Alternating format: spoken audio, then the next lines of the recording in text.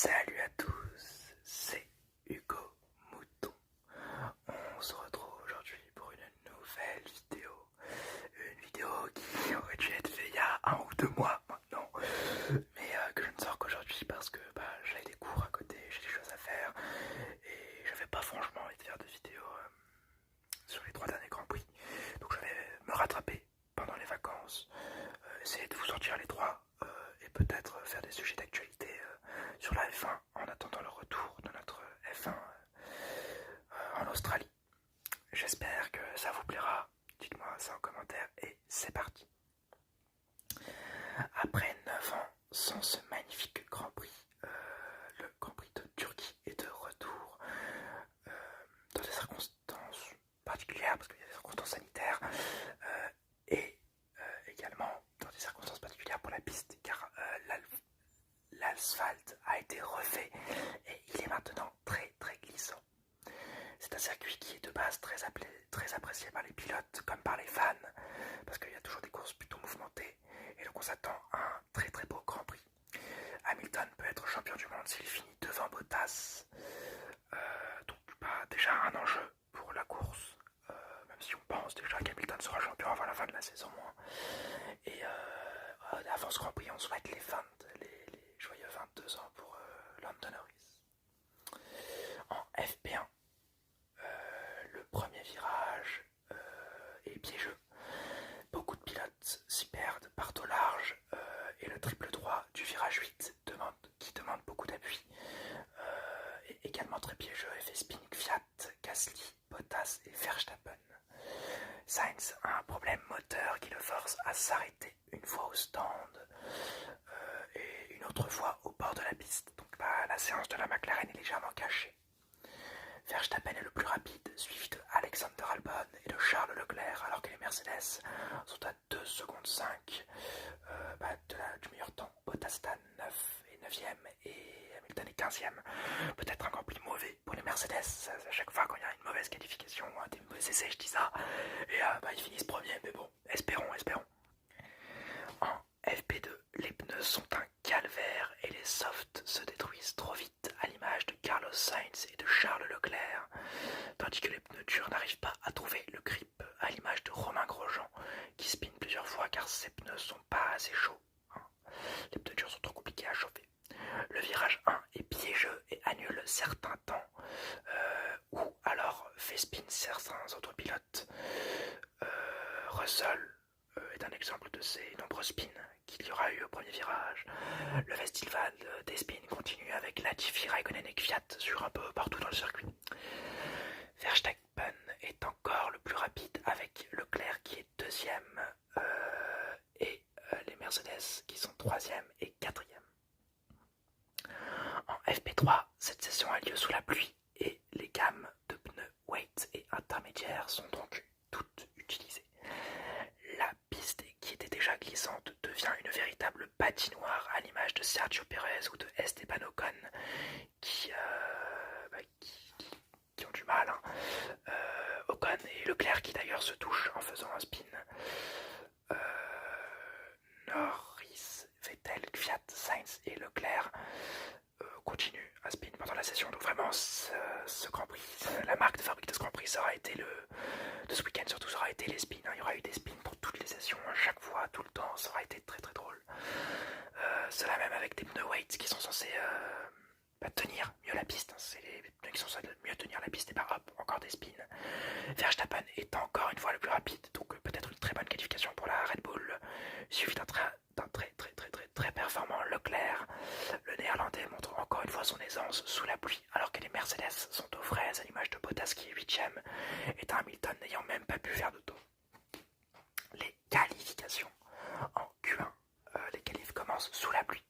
Verstappen spin d'ailleurs sur son tour de sortie.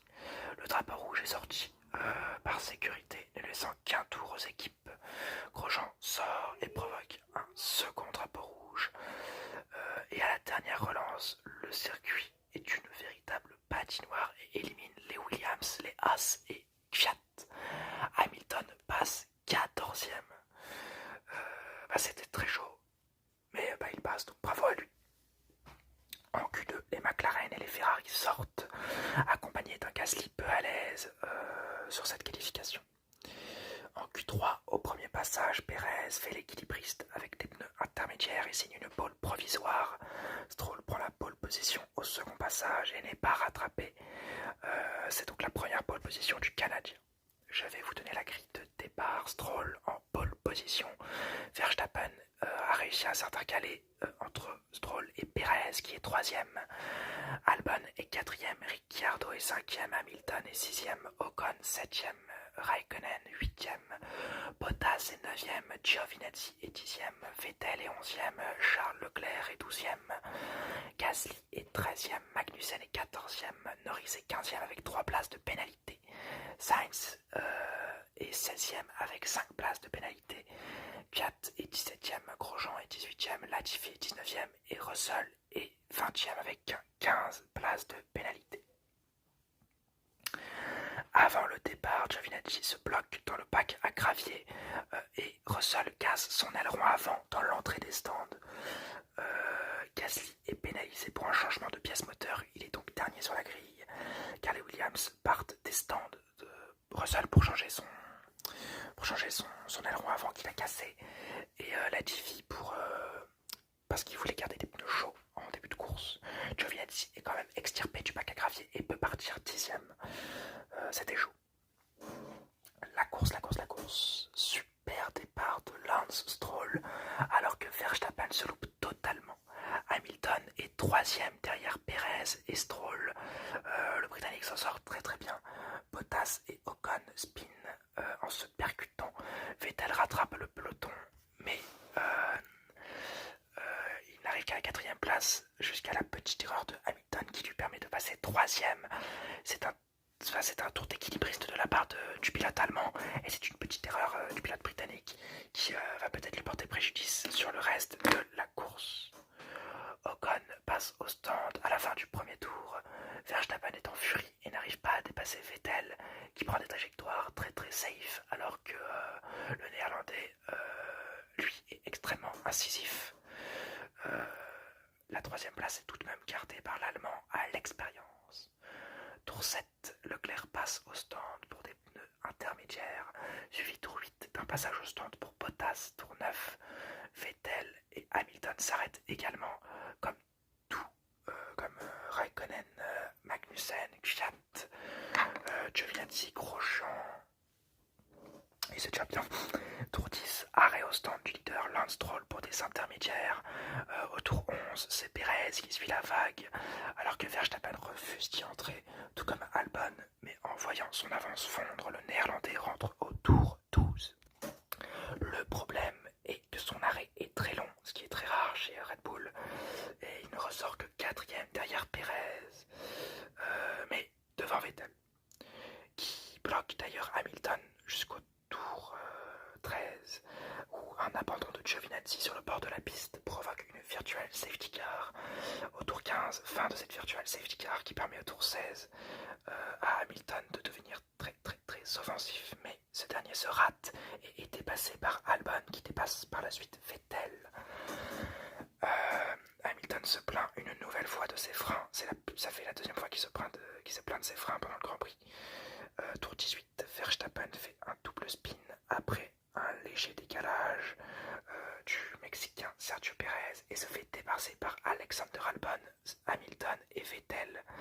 Il pite juste après son erreur, ce qui est très très très dommage pour le néerlandais qui remontait très bien sur Lance Stroll, qui était protégé par son coéquipier Perez. Tour 21, Bottas spin et est dépassé par Kvyat et Grosjean.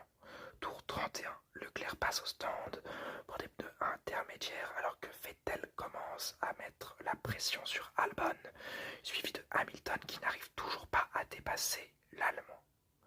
Tour 32, Sainz dépasse Ricciardo qui a fait une petite erreur et qui rentre au stand. Tour 34, le Thaïlandais passe au stand alors que les deux Racing Point au premier rang ne s'arrêtent toujours pas. Un choix très conservateur des Racing Point, est-ce que ça leur portera chance? On ne sait pas.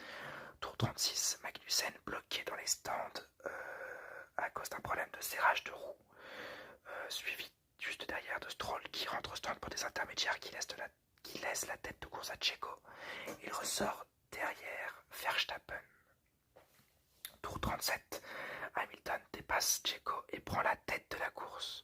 Tour 40, Vettel dépasse Stroll et le Canadien tente de tenir, mais il est dépassé par Leclerc et il est mis sous la pression de Albon. Tour 41, le Monégasque dépasse l'Allemand. Latifi et Grosjean se percutent à la fin du tour. Grosjean partira d'ailleurs en double spin. Un week-end totalement raté pour le pilote français, ce qui est très dommage. Tour 42, Sainz attaque un pauvre Stroll qui s'effondre totalement. C'est très dommage, hein, c'est très dommage, mais on en parlera dans les enseignements de la course, de tout cela. Tour 43, Latifi abandonne après 3 têtes à queue consécutives pendant la course. Très mauvais week-end du Canadien. Tour 43, Leclerc dépasse Verstappen pour la 3e place et rentre au stand tout de suite après avoir été doublé par Verstappen qui va essayer de privilégier la voie de l'attaque pure. Tour 49, spin de Ricciardo en voulant se défendre contre Norris. Le Britannique passe l'Australien qui se voit rattrapé par Ocon. Tour 51, Verstappen et Raikkonen spin l'un et l'autre, mais ils repartent sans problème. Tour 53, Verstappen passe Albon pour la 6e place. Tour 54, Grosjean abandonne. Tour 56, Norris dépasse Stroll au premier virage. Et tour 58, Hamilton franchit la ligne. Il est champion du monde pour la 7e fois. Bravo à lui. C'est un grand champion, c'est un immense champion. Je ferai d'ailleurs une vidéo sur le champion Hamilton. Peut-être cette année, peut-être l'an prochain si il re-signe chez Mercedes et qu'il atteint un 8e titre. Mais ne nous avançons pas, restons à ce Grand Prix de Turquie qui n'est pas encore fini, car Leclerc dépasse Pérez dans le dernier tour. Problème, dans l'avant-dernier virage, le Monégasque bloque les roues et laisse repasser Pérez et un Vettel opportuniste qui dépasse son coéquipier et qui va chercher un podium en même temps que le Mexicain. Je vais vous donner la grille d'arrivée. Hamilton est premier, Pérez est 2e, le premier podium pour le Mexicain de la saison. Vettel est 3e, pareil, premier podium de sa saison. Leclerc est 4e, Sainz est 5e, Verstappen est 6e, Albon est 7e, Norris est 8e avec le meilleur temps en course. Stroll est 9e, quelle déchéance pour le Canadien. Ricciardo est 10e, Ocon est 11e, Kvyat 12e, Gasly 13e, Bottas 14e, 15e, Raikkonen 16e, Russell 17e, Magnussen DNF 18e, Grosjean DNF, Grosjean 19e, Latifi DNF et 20e, Giovinazzi DNF. Les enseignements de cette course. Hamilton, le champion. Bravo à Hamilton, encore une fois. Il a eu un week-end nul à chier, mais on peut le dire, il était nul son week-end. Et il finit premier de cette course, qui aura été très mouvementée, mais il mérite, c'est juste un champion. Tout le contraire de son coéquipier Bottas, qui a spiné 6 fois pendant le Grand Prix. 6 fois, je sais pas si vous vous rendez compte. Totalement perdu, le pauvre Finlandais. À la radio, à la fin de la course, il était en mode à 3 tours de la fin, j'espère qu'on a bientôt fini, parce que ça me casse les couilles, on peut le comprendre. Mais voilà, très dommage pour le Finlandais. Pérez et Stroll qui font du bon travail.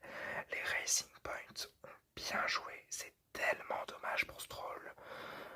Il s'est arrêté, vraiment dommage. Au final, c'était peut-être pas la meilleure des solutions, mais avec Desi, on refait le monde et Pérez a bien géré ses pneus, a certes fait un podium, mais parce que Pérez est un excellent gestionnaire de ses pneus.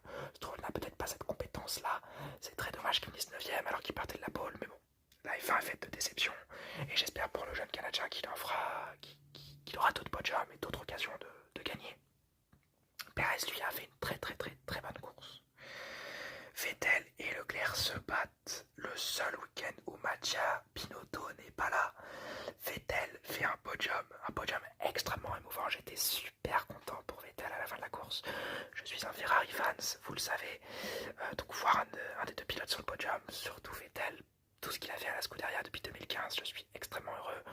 Je suis triste qu'il parte et à la fois je suis content. J'espère que Sainz apportera des bons résultats. J'espère qu'il renaîtra à Aston Martin sans trop nous mettre des bâtons dans les roues.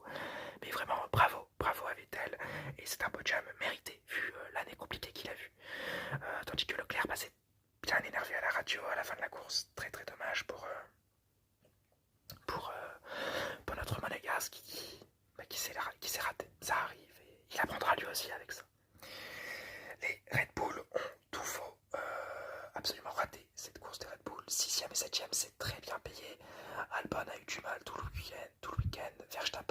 super chose, mais il a été tellement pressé qu'il s'est totalement foiré sur Pérez alors qu'il avait une occasion de victoire dans les mains, surtout qu'on connaît son aisance sous la pluie. Bah, c'est très dommage. J'espère qu'ils se reprendront le week-end prochain à Bahreïn. Surtout pour Verstappen qui doit chasser la deuxième place du championnat pilote. Et enfin, la piste, très très très beau GP et très belle piste. Dommage pour le changement d'asphalte qui a tout rechangé, qui a fait une course trop incertaine. J'aime bien les courses incertaines, mais là elle était trop incertaine, donc c'était très dommage. Mais on a vu une belle course, des dépassements, des belles qualifications, des équilibristes, finalement des beaux équilibristes. Et franchement, j'ai adoré ce Grand Prix. J'espère qu'on le reverra en F1 pour des occasions diverses. Hein. Si le Covid, je ne l'espère pas, se répand encore, ça fera des heureux. Et en F1 surtout sur ça. Mais ouais, j'espère pouvoir revoir cette piste en F1. Peut-être, pourquoi pas, en F2 si on arrive à changer un calendrier, si ça suit plus totalement les courses de la F1. Mais bon, c'est une vision utopique. J'espère que cette vidéo vous aura plu. J'espère que je vous ai pas trop manqué non plus. J'espère essayer de reprendre un rythme. Comme d'habitude, la petite rengaine.